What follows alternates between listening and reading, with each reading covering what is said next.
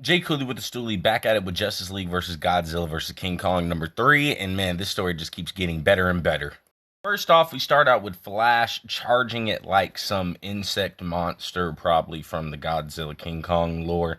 And he's met by some other villains that don't really look familiar, but you already know Barry just blitzes right through all of them. Then we see Hal and Supergirl are there to help Flash, but then we see Supergirl can't hear Superman's heart, and then she races off. Then we see Godzilla towering over Superman and Shazam, and then we get Atom Smasher deciding to fight Godzilla. If you don't know Atom Smasher, he's like Adam, but he can only grow bigger.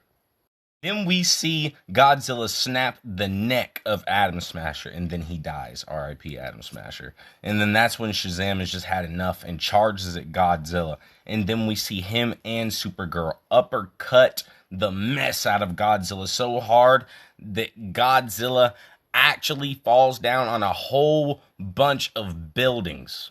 Back to Flash and Hal, we actually see Barry get frozen by his longtime villain, Captain Cold. Then we transfer to Wonder Woman and Wonder Girl, and they're up against some mammoth monster looking thing, and they actually manage to get the lasso of truth, or both of their lassos, around the monster, and they actually don't really calm it down. The monster actually just leaves on its own accord. It's kind of weird. But back to Flash, as he obviously phases out of the ice and he creates tornadoes with his arms. Yes, he did that one thing because he's Flash. And then we see Supergirl coming to help them as well. Then we go to King Kong fighting an insect monster, and Kong takes out the monster rather easily. And then he obviously takes out Green Arrow. And then we see Supergirl trying to calm Kong down. It's kind of reminiscent of the blonde chick in the beginning of all the King Kong movies. But then out of nowhere, Supergirl just whacks him in the face. Then we get Batwoman, Batman, Cyborg, and Black Canary talking until Shazam comes to tell them that Superman is dead.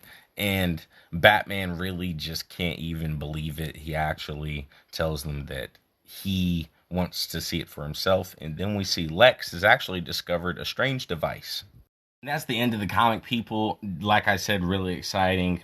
We got to see the death of Atom Smasher and the supposed death of Superman, I guess. But yeah, I can't wait to see what they do with this series. Don't forget to like, subscribe, comment down below what y'all thought of this story. And I'm out of here, guys. Peace.